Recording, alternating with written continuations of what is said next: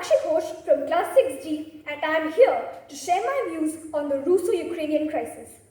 As we know, in February and March 2014, Russia invaded and subsequently annexed the Crimean Peninsula from Ukraine. This took place in the aftermath of the Revolution of Dignity and is part of the wider Russo-Ukrainian war. This war, which had subsided over the years, seems to have been provoked again. The recent Russian invasion of Ukraine has killed more than 2,000 Ukrainian civilians and destroyed hundreds of structures, including transport facilities, hospitals, kindergartens, and homes. Innocent civilians are losing their lives every day. Now, the big question is, why is the war happening? Why does Russia need to invade Ukraine despite being such a big country? The answer to this question is resources. Ukraine has such a lot of resources which can be used by Russia. But it was no joke when they said that this may turn out to be World War III, as history seems to be repeating itself. Thank you. Good morning, one and all. My name is Suhana Haider from Class 6F, and I'm going to share my views on the Ukraine conflict. The whole world is aware of the grave situation Ukraine has to go through. The Ukrainians are going through a very tough time. The people are fighting for their lives as Russia bombs several cities in Ukraine. The Ukrainians don't even know what lies in front of them. Their future is uncertain. The Russians are claiming control in almost all the cities in Ukraine. So many innocent people are getting killed and wounded in war. We need to understand that war only causes destruction and death. We should live like brothers and sisters with peace and harmony on earth. Thousands of soldiers are losing their lives because of fighting for their country. The common people are suffering a lot and are going through the real horrors in a war. The Russians are blowing up an entire building where so many people live. The gruesome and painful sight of burning buildings, wounded people, and crying children was so heart-wrenching to me. No one wanted or expected to witness such a cruel and horrifying war in the year 2022. The speakers in the Human Rights Commission condemned the Russian invasion over Ukraine. Russia was urged to end the hostilities towards Ukraine immediately and return to the path of diplomacy, as this war is not only an attack on a sovereign nation, but also an attack against the aspirations of the Ukrainian people to democracy and freedom. Because of the pandemic, the global economy is already in a bad shape. Now, if this war leads to World War III, we can't even imagine what will happen to the global economy and humanity of today. The war should stop as soon as possible, and all the conflicts should be solved by mutual understanding. We want peace on earth and not pieces of earth. Thank you. Good morning everyone. I am Shreyan Chatterjee of Class 7C, and today I will be sharing my views on the Russo-Ukrainian crisis.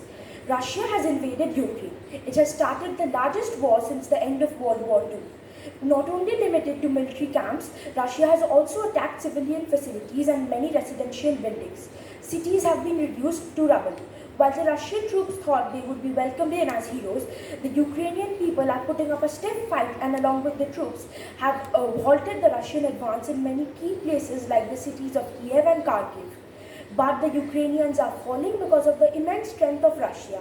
Putin, the president of Russia, wants to build a buffer zone between NATO and itself. And it also wants to control the gas supply that goes to Ukraine and it flows through Ukraine itself. That is why Russia has invaded Ukraine. But this could have been solved diplomatically. After some time, the leaders will shake hands, but think of the children who will lose their fathers, the wives who will lose their husbands, and the elderly who will lose their sons. These families will be broken and they will never be returned to what they were. That is why the war must end now. Thank you. Good morning, one and all. I am Debadrita Bhomik from class 7C, and today I'll be sharing my opinions on the Russo-Ukrainian crisis. A translation says that it is sweet and fitting to die for one's country. Is it really sweet? Is it really fitting? Vladimir Putin, the Russian president, wants the NATO to stop expanding. NATO stands for the North Atlantic Treaty Organization. Ukraine wants to join NATO too, but Putin wants Ukraine under his own control. Can NATO be blamed for whatever is unfolding in Ukraine? Well, Russia's actions are of course criminal, but the West is not innocent either. The NATO kept on expanding in spite of the warnings from Russia. Ukrainians are now fleeing away from their motherland. This can turn into the world's biggest refugee crisis. And many Ukrainians are now living in bomb shelters due to the war which has gone out, the Russian invasions into Ukraine. Many Indian students have been evacuated and brought back to safety. Are wars a solution to all our troubles? I don't think so. Thank you. Good morning to one and all present. My name is Sanidhi Roy and I'm from 8A. Today I'm going to share my thoughts on the ongoing crisis in Ukraine. The war between Russia and Ukraine is just the tip of the iceberg and is only the beginning of the World War III. As we know, Russia is a huge country which has a huge number of nuclear forces, whereas on the other hand, Ukraine has none. Russian President Vladimir Putin has already threatened that the World War III is going to be a nuclear war.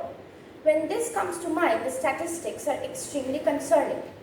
As we have learned in The Best Christmas Present in the World, written by Michael Morpurgo, war is futile and will lead to nothing.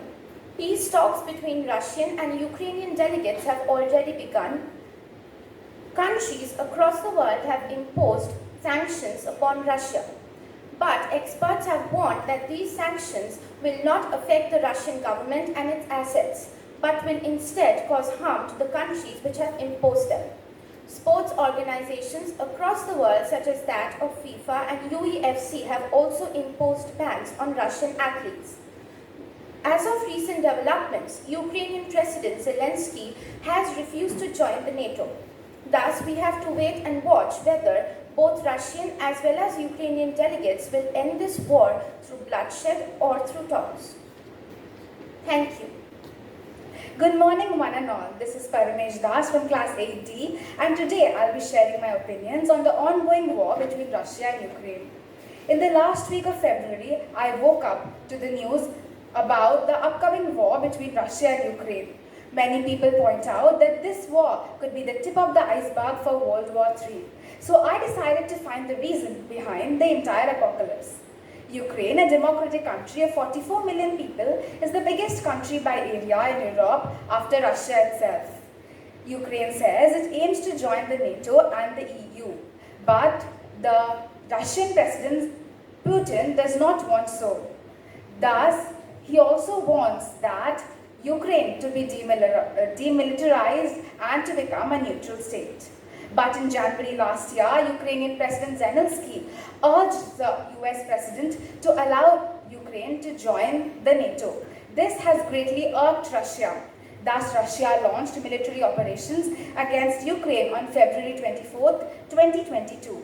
More than 2,000 civilians have already been killed, and more than 1.5 million people have fled the country. India is also caught in a diplomatic dilemma because of its strategic ties with Russia and hopes to end the war in peace. Thank you.